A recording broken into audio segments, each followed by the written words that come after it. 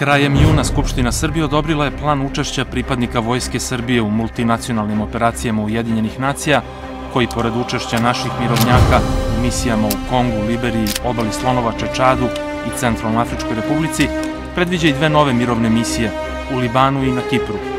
A upravo u jednu od te dve nove misije trebalo bi da bude upućena mešovita četa iz sastava 21. pešadijskog bataljona 2. brigade kopnene vojske, koja u svojoj bazi u kasarni u Raškoj sprovodi intenzivnu obuku u koju su unete i brojne novine. Suština je da je prvi put u sklopu pojedinačne obuke je uključeno izučavanje engleskog jezika. Dalje,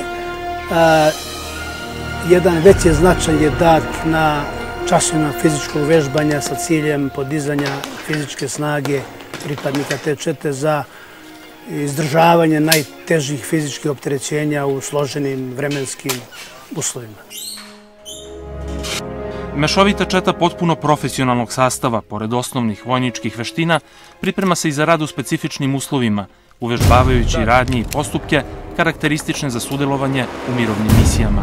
Ovo je jedan novi moment za te mlade ljude i na neki način predstavlja izazov u smislu da svaki od njih teži da dostigne jedan nivo i jedno samopouzdanje da može uspešno da izvrši svaki zadatak. Konkretno u ovom dosadašnjem periodu, to je otprilike nekih mjesec dana obučavanja, rezultati su zaista povoljni i imamo jednu uzlaznu putanju koja se tiče usvajanja znanja i veština po svim pitanjima.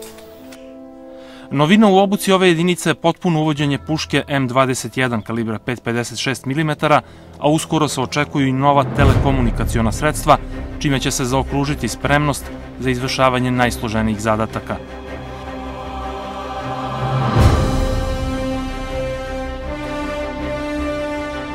Jugozapadno od Raške u Novom Pazaru, u kasarni Rifat Burdžević-Tršo, pripadnici 28. mehanizovanog bataljona 2. brigade izvode svoje redovne aktivnosti.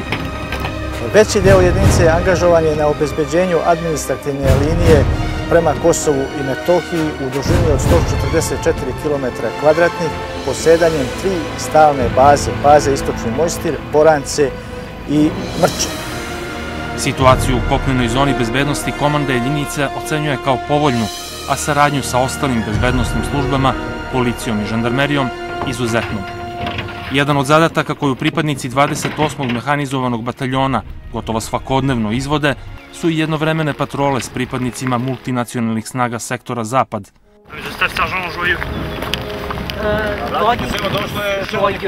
Drago mi je, general Đanović, komandant sektora je. Ja sve u redu. Tout va bien? Oui, tout va bien. On a été nos véhicules en bas. Vozilo se stavili dole, malo niže. Stop. Kad dolaze? Quand est-ce qu'ils vont monter?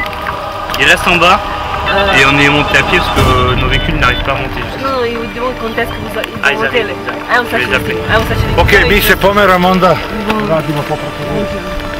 Jedna od ovakvih patrola izvedena je i pre 10-ak dana sa polaznom tačkom u bazi Tabalije. Good morning, sir. Good morning. How are you this morning? Fine. Good weather. A wonderful European weather. Okay, welcome in our... Yeah, the same. Good, that's good.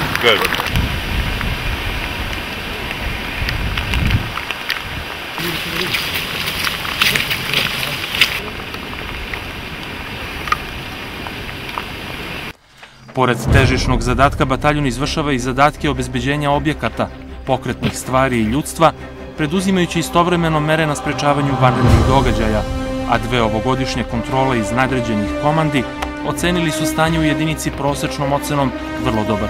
Ostatak ljudstva koji nije angažovan u kopnenoj zoni bezbednosti realizuje obuku na održavanju dostupnog stepena obučenosti. Mesto mirovatača ovde, prava stejstva, daleko od iskog.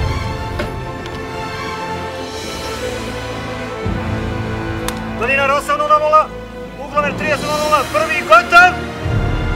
30 km od Novog Pazara prema Sjenici, pripadnici 210. inženjerijskog bataljona na obroncima Peštera rekonstruišu lokalni put između sela Bele Vode i Dugih Poljana, koji će lokalnom stanovništvu bitno olakšati kretanje inače nepristupačnim terenom, a posebno zimi.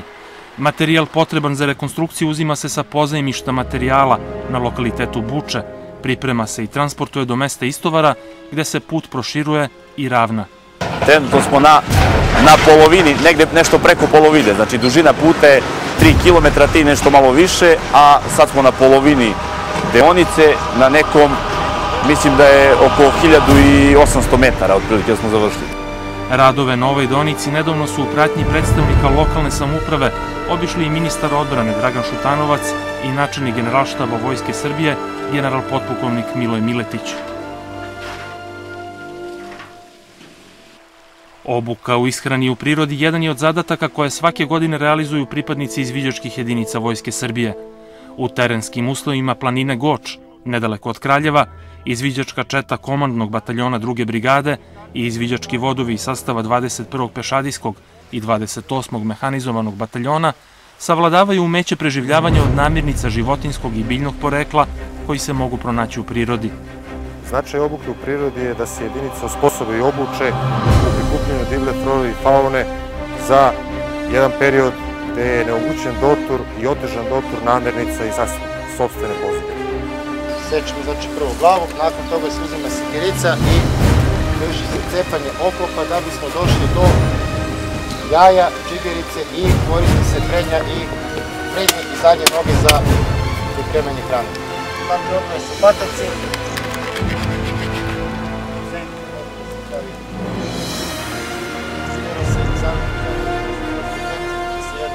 Trenutno ima dosta kornjača, zmija, žaba, rakova, od biljaka ima dosta, znači, hlebnog bilja.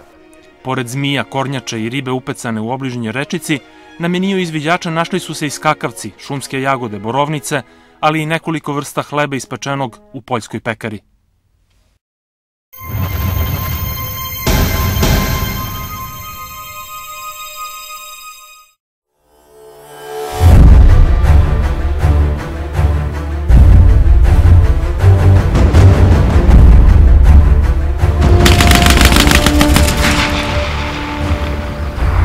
Automatski bacači granata kao vrsta pešadijskog naoružanja pojavili su se tek sredinom 20. veka, te se zbog toga svrstavaju među najmlađe sredstva za neposrednu vatrenu podršku. U početku relativno jednostavni i ograničenih mogućnosti, automatski bacači granata danas, zbog razvoja tehnologije i nauke, jedno su od najperspektivnijih oružja. Intenzivno se razvijaju pre svega zahvaljujući efikasnosti potvrđenoj u mnogim lokalnim sukobima i ratovima.